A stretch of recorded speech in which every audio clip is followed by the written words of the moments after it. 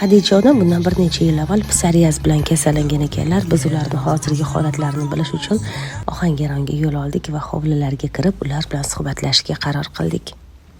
30 yilcha yurdim o'sha bilan.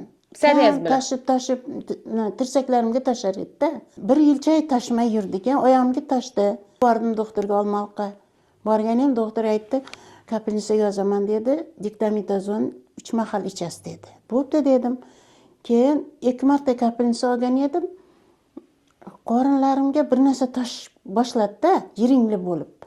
5-sini olganimda vafsha hamma yog'imga tashib ketdi. Doktorga bordim, oblastnoyga yotqizdi. U yerda 7 oy davolandim-da, bo'lmadi.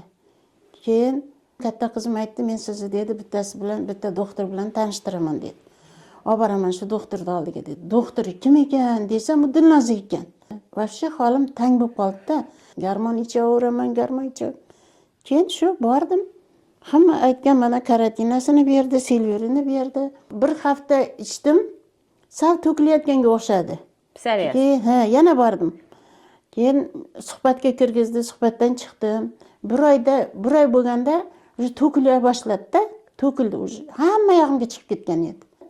Shu bilan yaxshi bo'lib qoldi. Mana 8 yil bo'lyapti. 8 yil bo'ldi, qayta chiqmadi. Chiqmadi. Necha yoshsiz? 73. Ko'z tegmasin. Tetimisiz mahsulot ichganingizdan keyin? Yaxshi bo'lganim shuda, yurpani chopib. Alhamdulillah, avvalo Xudo, qolaversa mana shular sababchi. Dilnoza doktor.